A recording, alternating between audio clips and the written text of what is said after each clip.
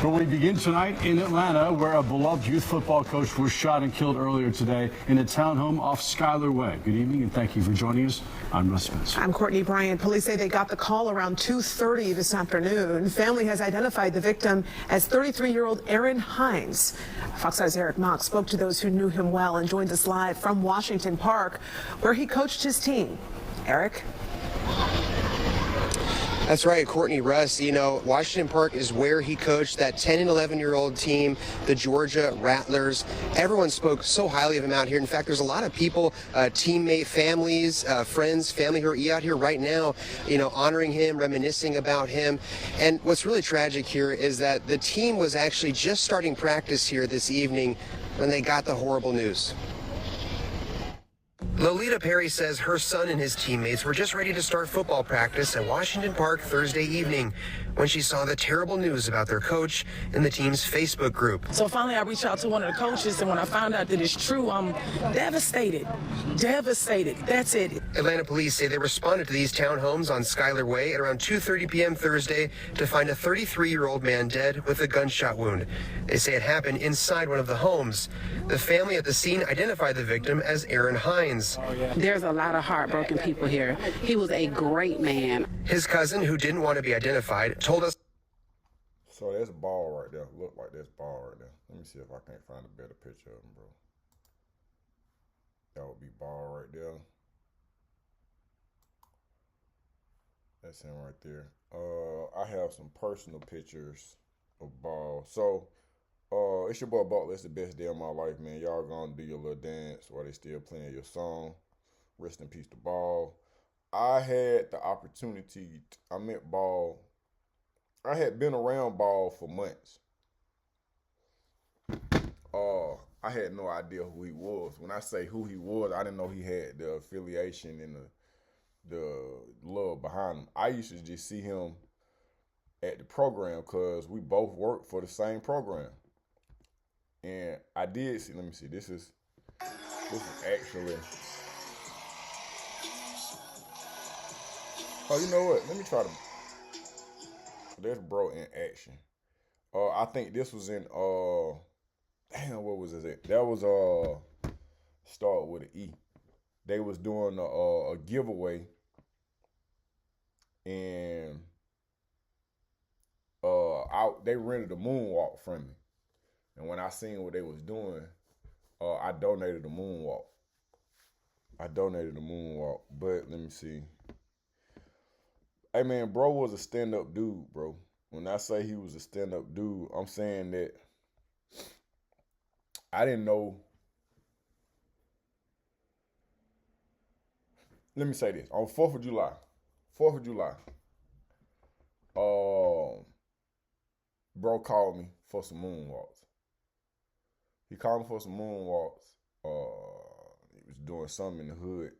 And when I went out there, bro, the way that he was just like, he had control. When I say had control, he had a vision. He was like, we're going to put the barbecue grills over here. I want the moonwalks over there. So then one of the other dudes was like, bro, why don't we just put the moonwalk right here? So he was like, no, let's keep the kids away from the fire. And then, but he was going up, down. I want to say the street was like Norfolk Street. I want to say it was Norfolk Street. I'm from the east side, so I don't be, that's out of jurisdiction for me. But it just seemed like a close-knit community, bro. And that dude the man had respect. Like, I gave him a discounted moonwalks, then I donated a snow cone machine. Something wrong with snow cone machine. But anyway, so when that night, bro, when we go back to pick the moonwalks up, bro, that street is packed out. You cannot go up this street. They got the borders up there. These folks is walking. It's a movie. Bro, I promise you. I called Ball. I'm like, bro, I'm here to pick the moonwalks. So you said come back at such and such. He was like, nah, I got you. Just pull on up, move the things out the way. Bro, one dude came down on the four-wheeler, got in front of me, started going up, got my moonwalks, put them up. I could not budge. I could not move. If you was out there that night, you know that street was packed, bro. You could not move. I think I got footage from that. Bro, I called ball, and I'm just being honest. Like I said, I ain't know the affiliation that he had. I ain't understand the respect, but I started to understand his mind, where he was going, and the vision that he had. But bro, that man walked that truck. That man walked my truck. I'm in a red Dodge Ram 1500, bro, with a trailer on the back. That man with the walking down the street, bro. Them folks got out the way. Them folks parted like the Red Sea, bro. No cap. He told me that he appreciated it, bro. Appreciated it.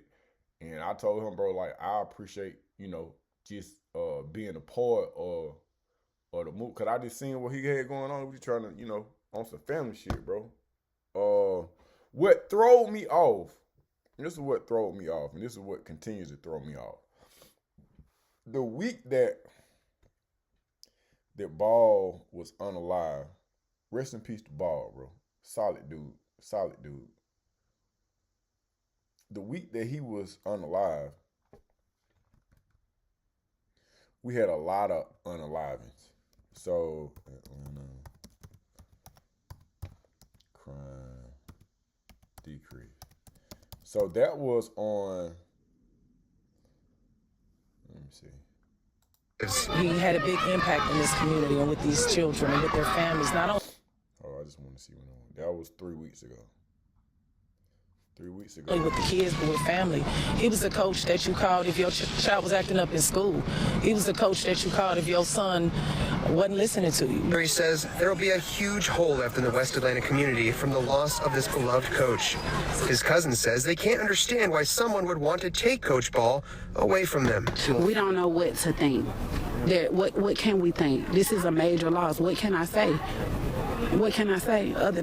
Also, I think that we having let me see. This is the group chat. I think that we're having something on the 24th with. Okay, so Clark and I asked about the. Nope, that's not it. So on this weekend, I think that I think we're gonna begin with the football team. And too many messages, bro. Too many messages.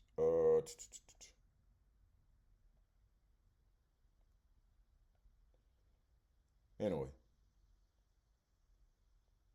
Yeah, I think we're supposed to begin with the kids from the football team and trying to have some type of ceremony for ball. Then, what can I say? Yeah, it's just so hard for this family to understand why this happened. And right now, Atlanta police officers don't have too many answers. They did say they have some persons of interest they're looking at, but no real suspects to speak of. Yeah, so they locked the dude up. So now here's the thing though. So now that weekend, I don't know if you remember, but Atlanta had a lot of crime going on. 3 years, 4 years, 3 years. 3 weeks ago. This is exactly 3 weeks ago.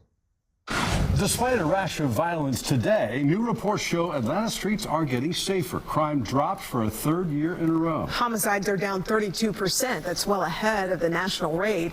The city credits a comprehensive approach to reducing crime. Fox 5's Christopher King spoke one-on-one with the mayor about Atlanta's efforts to make the city safer. Christopher? That's right, Courtney and Ross. Mayor Andre Dickens says reducing crime is a top priority. He credits community policing, youth programs, and building stronger relations with neighborhoods. Great news. Dallas Elliott is happy to hear crime dropped 3 straight years in Atlanta. We want to live in a better place, and people are taking the initiative to do that. Overall crime decreased 9% in the city. Overall crime. Go back. I want to see that because y'all flashing shit. All right.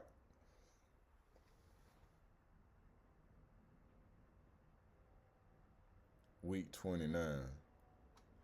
Homicide, rape, aggravated assault, robbery, negative. So what y'all saying is that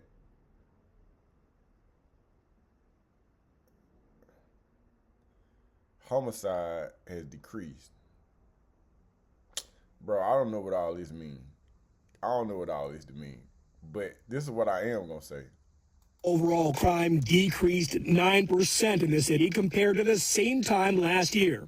The homicide rate dipped 32% year to date.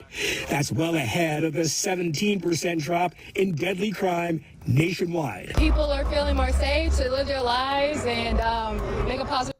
That's cap. So now, this is 1 week after that now. Check this out. Again, one person killed. This comes as the city has seen a year-to-year drop. Marked the start of a very violent four-day stretch across the city. Since Thursday afternoon, more than 35 people have been shot and at least 5 were killed. The latest shooting happening just last night involving 11 victims in the Sweet Auburn neighborhood. Let me tell you something, man. Let me tell you what you can't do. You can't piss on me and tell me that, bro, it's a shower. Because that's not how life works. I'm not trying to directly disrespect anybody, bro, but every so often you're going to see a message that comes out on collectively or highly or widely viewed resources of news, like Channel 11, Fox 5. And maybe this is the information that the police department is putting out, but I don't know how it could be an increase in crime and a decrease in crime all in the same motion. But then I also understand statistics. I understand statistics that we don't know what time span, y'all, it could be crime has decreased between the hours of 2 a.m. and 4 a.m. in the morning compared to 2 a.m. to 4 p.m. 2 years ago. Maybe it has decreased. I would be interested in finding out how those statistics actually work. And what does that actually mean? Like, let's break that down. Let's dive deeper off into that. But it's weird to say that crime has decreased. We just lost a case manager, a coach. Then, this is the crazy part, we lost a kid that was in that program. Now, I feel like I'm everywhere. I don't want to be everywhere, but I just want to touch on some of this stuff. Rest in peace to Ball, bro. Your presence will be missed, and it's going to affect a lot of people, bro, because bro was a stand-up dude. I don't know what he did prior to me knowing him, but from the moment that I met him, it wasn't nothing. Some people, you know how some people kind of like demand their respect, not in a disrespectful way. He just was a solid dude, bro. He just was a solid dude. And he would interact with you like that. Because initially, I don't think that he knew what I was about. But then when he actually, I facilitated a class at Atlanta Tech centered around emotional intelligence, anger management, where I explained to at-risk youth that slavery ends, prison population increases. And bro sat in on that class. So then after that, we just started kind of like, even, as a matter of fact, bro, I have on my page, on this page right here, or maybe it's on Best Day of My Life, where we took those same kids, took them fishing. Bro, Ball knew how to fish. Ball taught me how to, Ball taught me how to throw the rod. You know, I had been fishing since I was a child, and when we was fishing, I don't know what y'all think I'm capping. But it's on my page, bro, where on Best Day of My Life, I'll probably put the link in the description where it was a live take at-risk youth fishing. Shouts out to Big No D. Well, they probably ain't what they call him, but it was on bro property on the south side, bro. But, man, that was a stand-up dude, bro. That was a stand-up dude. Okay, so now, in reference to the city, you saying crime is on the decrease, bro. It's this shit hot like a firecracker right now, bro. Every time you turn on the news, somebody dying. You just had you just had all this stuff take place. 11 Alive has been out on Edgewood Avenue all day, speaking with business owners and city leaders. That's where we find our Cody Alcorn. So, Cody, what are they saying to you tonight? Well, Jennifer and Ron, city leaders aren't just looking at the APD following this weekend's gun violence. They say the issue at hand here is much bigger than any one agency. They say fixing it will take systemic change and the entire community. But for businesses here along Edgewood Avenue, the violence feels immediate and the demand for action is growing louder.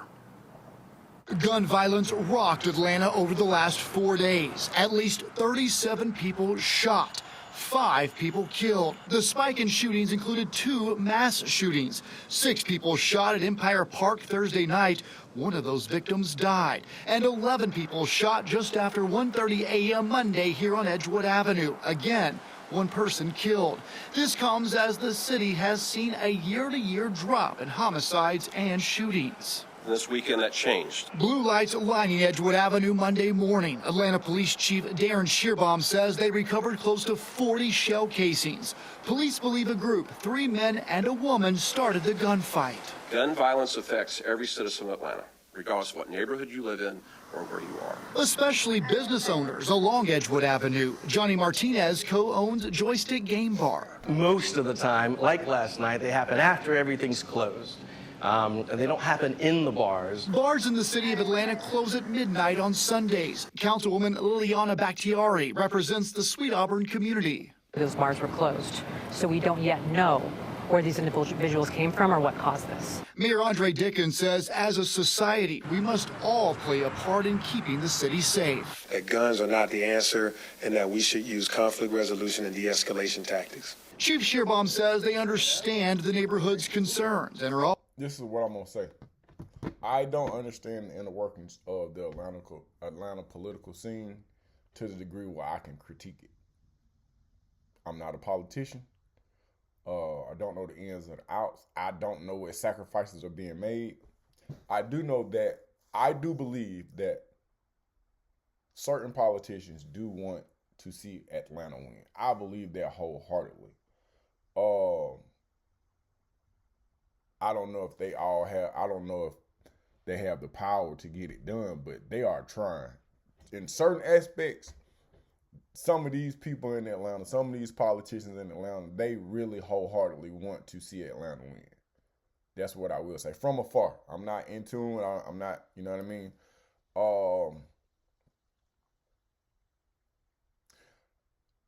I also understand that this is a machine. This is a machine.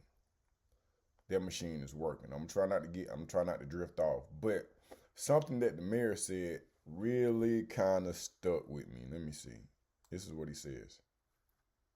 Guns are not the answer and that we Society, we must all play a part in keeping the city safe. That guns are not the answer and that we should use conflict resolution and de-escalation tactics. Now, I'm an anger management specialist throughout the state of Georgia. I'm licensed. I'm certified. I literally today, I am going to work at the DeKalb Juvenile Court. Later this week, I'll be at the detention center, youth detention center.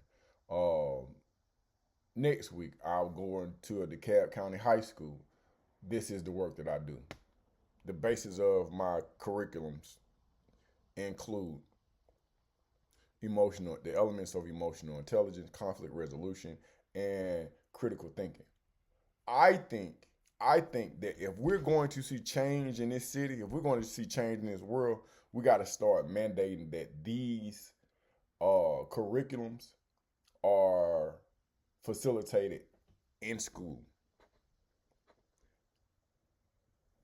or prior to allowing an individual to purchase a firearm, prior to allowing a mother and a father, a baby daddy, to give birth. It's just like a driver's license. You got to take a test and you're given this license. I think in order to move to a certain grade, your emotional intelligence needs to be at a certain level. We got to start pushing it on these kids initially. When you go to buy a firearm, not to say that people that's buying the firearms are the ones that are actually doing the shootings. But I think that something that is so important, we need to understand that you're at a certain kind of place. Because you may know how to operate a firearm, but I'm a licensed carrier. I'm also a convicted felon. I got a full pardon from the state, and I got a license to carry. When I initially got my firearm, I used to wear it on my hip, bro. I used to think I feel good. I'm on a motorcycle. I got a pistol on me.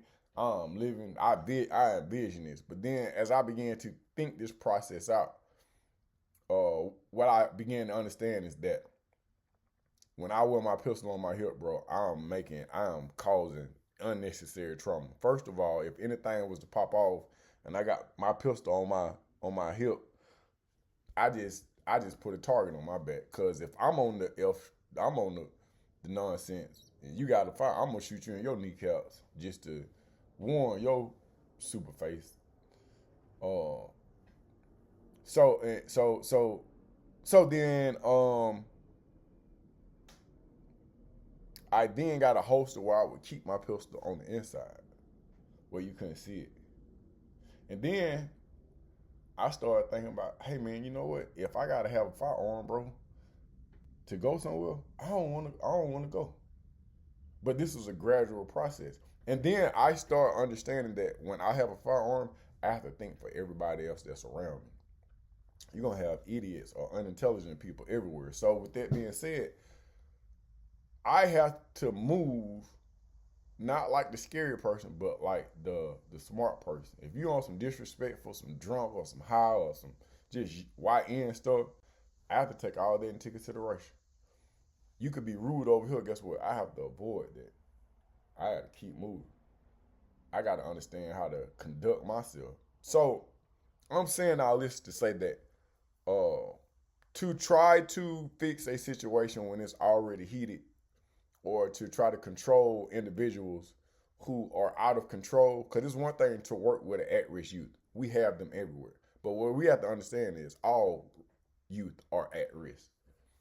We got to start implementing this curriculum for emotional intelligence, conflict resolution, and critical thinking from day one. This overall will reduce it. And it has to come from it got to be the new gay. I said it. It got to be the new LGBTQ. It got to be that serious where you start to understand that making better decisions is going to make the world a better place. I'm going to try not to talk y'all head off. So that's my video. Rest in peace to Ball. I had another segment. We're going to make this a part one. I'm going to come back and do a part two. And this is my third time doing this video because I ended up just spazzing out on things that I should not have spoke of, but I'm thanking myself because I didn't speak on this particular video. Man, get in the comment section. Let me know what you think, man. Long live Ball, bro. Much respect to anybody that's like him and has the commanding spirit that he had.